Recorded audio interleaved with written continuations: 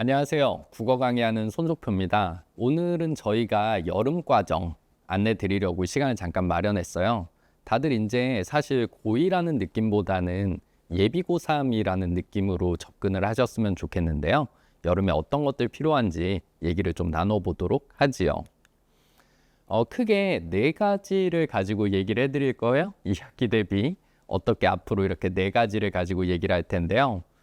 첫 번째로는 이제 2학기 때 무슨 일이 있는지에 대한 얘기를 조금 해보죠. 기본적으로 2학기쯤 되면은 드디어 절감을 하게 되거든요. 그러니까 그 전까지는 내내 외면을 해왔었는데 자기가 수능 국어 준비가 조금 미흡하구나라는 느낌을 학생들이 가을이나 겨울쯤에 처음 받게 돼요. 근데 가을에 받거나 겨울에 받으면 이제 본인의 수능에서 거의 한 1년 정도 남은 시점에서 그런 느낌을 받게 되는데요. 그런데 또 이제 수능 국어가 조금 미흡하다는 생각은 하지만 2학기 때 내신이 또 있단 말이죠. 근데 2학기 때는 거의 대부분의 학교들이 1학기 때는 문학이라는 교과서로 2학기 때는 독서라는 교과서로 내신을 치게 되는데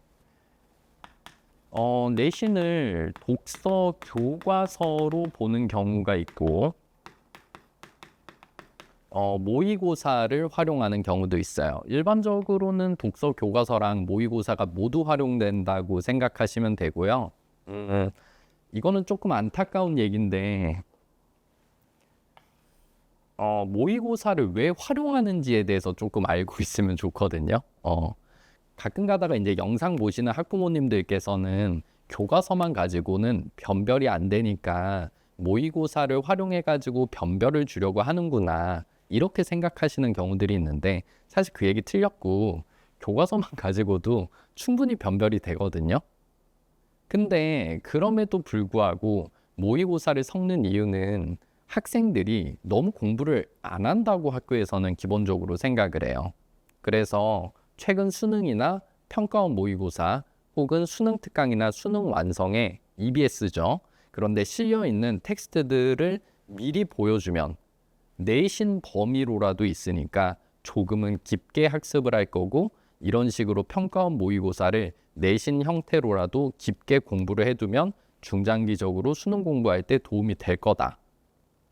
라고 생각을 해서 준비를 많이 하시더라고요. 그래서 학교 선생님들은 기본적으로 그런 마인드로 내신을 깔아놓거든요. 그러다 보니까 너무나 당연하지만 여름방학 때 이 부분과 관련한 그러니까 독서 제재와 관련해서 본인이 어떤 방식으로 글을 읽을 건지에 대한 얘기나 학습이 좀 필요하다라는 것 정도 생각하시면 되고요. 그 다음에 대부분 조금 안타까운 얘기지만 어휘가 조금 많이 모자랍니다. 개념이 모자란 것도 개념이 모자란 건데 어휘가 많이 모자라요. 그래서 아까 전에 이 내신 이야기랑 맞물려 있는 얘기이기는 합니다만 많은 학교들이 이렇게 사자성어 프린트를 준다든지 뭐 경기고등학교 같은 경우에 사자성어 프린트 주고 그걸로 시험을 출제하거든요. 아니면 뭐 어휘 프린트를 준 다음에 그것들을 외워서 마음대로 출제를 한다든지 이런 것들을 학교에서 이렇게 프로그램으로 활용을 하는데 이유는 학생들의 어휘 능력과 관련한 불신이 크다. 그러다 보니까 이번 여름에 어떤 맥락에서든 꾸준한 어휘 학습이 필요하다. 이런 것들을 생각하시는 게 좋아요. 자, 이와 관련해서 2학기를 대비하기 위해서는 크게 세 가지 형태를 제안드리고 싶은데요. 제가 여기서 말씀드리고 싶은 거는 심화학습에 대한 정의를 조금 정확히 했으면 좋겠어요. 가끔 가다가 이제 대치동에서는 실제로 학생이 최상위권이 아님에도 불구하고 최상위권 학생들을 위한 고난도 비문학 제재를 보여주는 게 꼭 의미가 있다는 듯이 설명하는 경우들이 있거든요.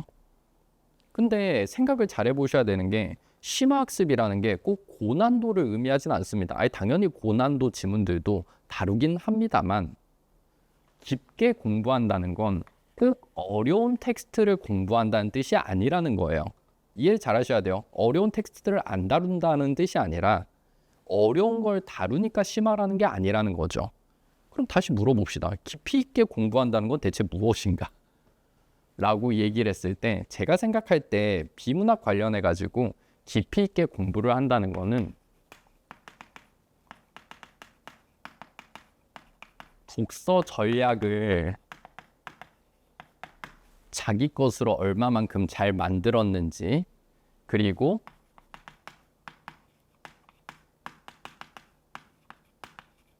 모든 정보가 중요하지는 않을 수도 있거든요. 그래서 자신의 툴을 가지고 어떤 정보가 좀 더 중요하고 어떤 정보가 덜 중요한지를 스스로 판단해낼 수 있게끔 만드는 학습이 비문학과 관련한 심화학습입니다. 알겠죠? 그래서 꼭 드리고 싶은 말씀이 수업을 선택하시는 데 있어서 텍스트 자체를 뭘 보냐가 중요하다기보다는 텍스트 자체를 어떤 방식으로 다루는지를 근거로 수업을 선택하시는 게 맞다고 생각하고, 학생들에게 반복적으로 많은 질문들을 던짐으로써 A라는 문장을 읽었을 때 어떤 생각을 했는지, B라는 문장을 읽었을 때 A라는 문장과의 연관성을 떠올려낼 수 있는지, 이런 것들을 확인해주는 형태의 비문학 수업을 선택하는 게 맞다라는 말씀 드려요. 자, 그 다음에 두 번째, 문학과 관련해가지고 깊이 있는 공부를 한다는 건 과연 무엇일까라고 얘기를 했을 때, 제가 생각했을 때는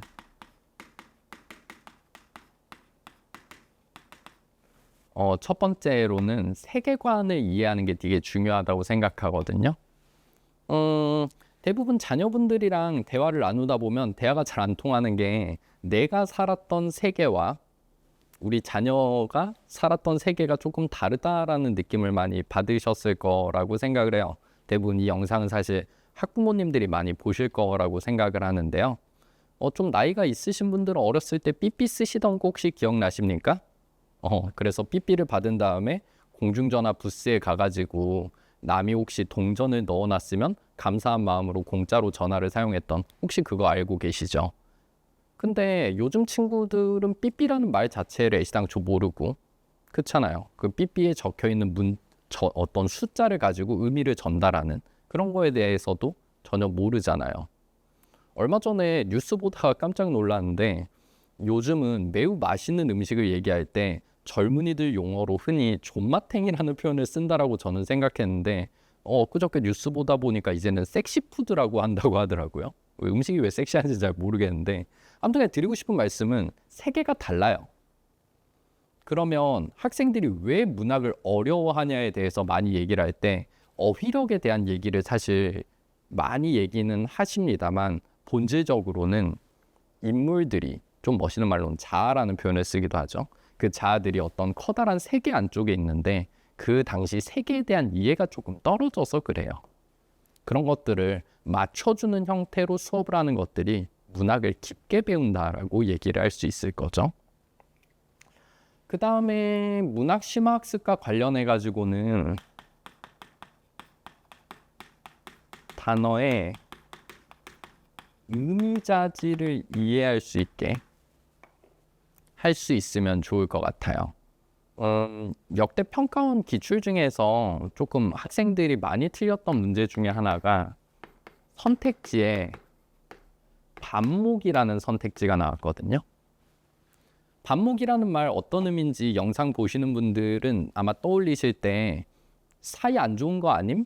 이렇게 대부분 생각하실 거라고 생각하는데, 실제로 문제에서는 어떻게 출제했냐라고 했을 때 사이가 안 좋을 때 A가 B를 일방향적으로 싫어하는가, A랑 B가 서로를 모두 싫어하는가, 이걸 가지고 문제를 출제했거든요. 실제로 조금 생각해 봤을 때 반목이라는 단어는 A도 B를 싫어하고 B도 A를 싫어해야지 반목이라는 말이 성립이 되는데요. 근데 지문에서는 A는 B를 좋아하는데 B가 A를 밀어내는 내용이 나왔어요. 그러니까 반목이 될까 안 될까요? 반목이 안 되는데, 이런 것들은 사실 어떤 단어의 의미를 생각하는 데 있어서 막연하게 안 좋아하는 거 아닐까라는 생각이 아니라 의미 자질, 이것의 방향이 일방향성을 띠는지 쌍방향성을 띠는지에 대한 깊은 사고를 요한다. 그래서 이런 것들을 알려줄 수 있는 형태로 문학 수업을 진행하는 게 문학을 깊게 배우는 거다, 이렇게 생각을 해요. 자, 그 다음에 세 번째로는 국어 어휘 학습이 필요합니다. 이것들을 어떻게 해야 되는지에 대한 얘기를 좀 계속 해볼까요?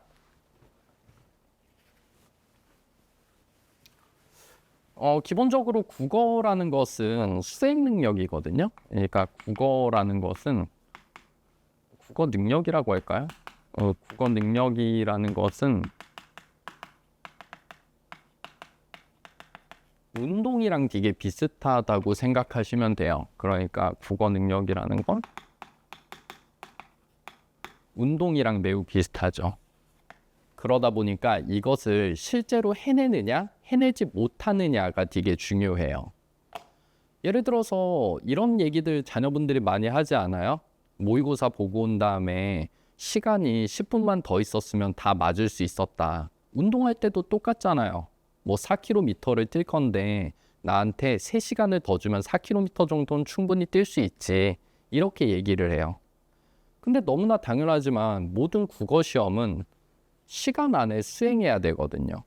그럼 시간 안에 정확하게 수행을 하려면 빠르고 정확한 수행이 필요한데 빠르고 정확한 수행은 너무나 당연하지만 뭘 통해서 발현될 수 있어요? 반복과 숙달을 통해서 표현될 수 있죠. 그러다 보니까 자꾸 생각을 하셔야 되는 게 이번 여름에 잠깐 까짝하고 말아야겠다라는 생각이 필요한 게 아니라 고3 때 제대로 학습 루틴을 짜서 국어 학습을 하기 전에 오랜 기간 꾸준히 학습을 이어나가야지 내년 겨울에 기대값이 좋겠구나라는 생각으로 접근을 하셨으면 좋겠다는 겁니다. 그 시작이 이번 여름이 되셔야 되고요. 그쵸? 그 다음에 아까 전에 심화학습에 대한 얘기 계속 해드렸어요. 그러다 보니까 수업 시간에 단순히 A, B, C, D를 가만히 앉아서 듣는 게 중요한 게 아니라 반복적으로 무엇에 대해서 묻는 형태의 수업을 선택하셔야 되죠. 수업을 신청하는 학부모들과 그 다음에 학생들에게 모두 그 주 복습 영상을 보내드리고 있는데요. 학부모님들한테까지 수업 복습 영상을 보내드리는 이유는 사실 명백해요. 자녀분들이 실제로 수업 현장에서 어떤 질문을 듣고 어떻게 공부하며 어떤 반응을 보이는지를 조금 알고 계시면은 조금이라도 자녀분들에게 학습과 관련한 조언을 하실 때 유리하시지 않을까 싶어서 이렇게 모두에게 복습 영상을 보내드리고 있고요. 자, 그 다음에 세 번째로는 이게 참 좋을 것 같다라고 생각하는데 매일 아침 7시에 카카오톡으로 저희가 어휘 테스트를 매주 보내드릴 예정이거든요.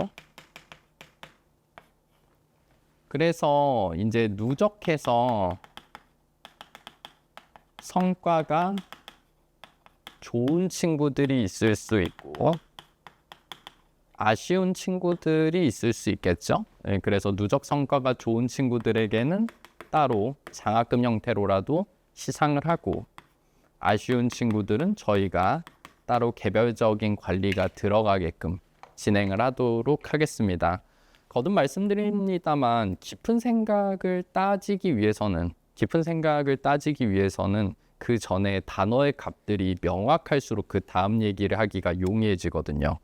단어부터 막혀 있으면은 그 다음 얘기를 끄집어내긴 어렵고 이 모든 것들, 아까 전에 운동에다 비유를 조금 해드렸는데 그 모든 운동의 체력이 되는 것들이 어휘 정도라고 생각을 하시면 될 것 같아요. 그래서 아침마다 이렇게 매일 보내가지고 학습을 유도를 한다라고 생각하시면 됩니다.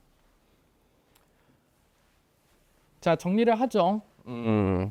일단은 무조건 하셔야 되는 것들은 독서와 문학에 대한 학습을 꼭 하셔야 돼요. 이런 것들은 지금 안 하시면은 이제는 늦는다라고까지 말씀을 좀 드리고 싶고요. 만약에 조금 더 정성을 쏟는다고 한다면은 문법을 하시는 걸 추천을 드려요. 둘 다 하시는 걸 가장 추천을 드리는데 이유는 내년 6월 고3 모의고사 전까지 문법 점수는 완성이 되어 있어야 됩니다.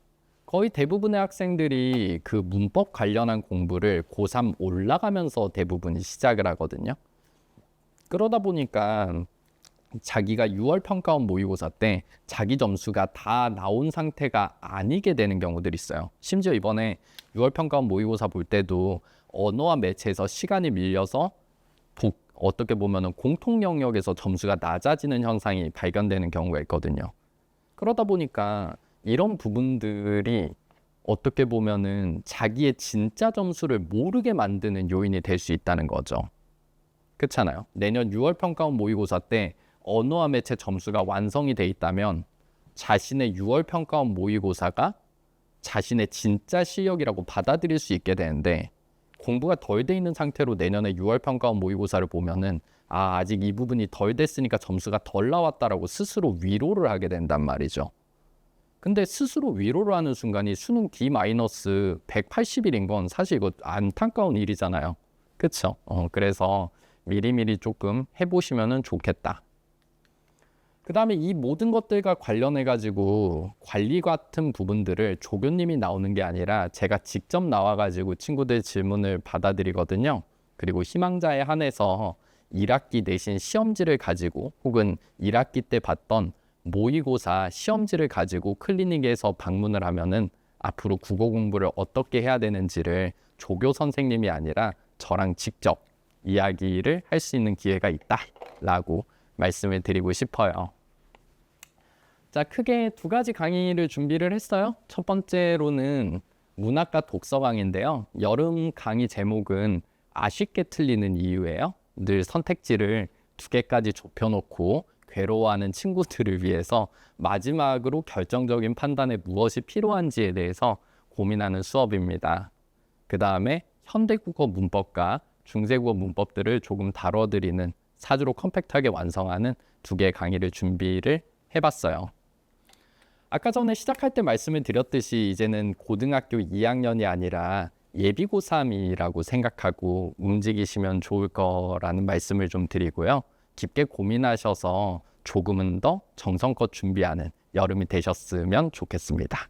자, 여기까지 말씀드렸어요. 너무 감사합니다.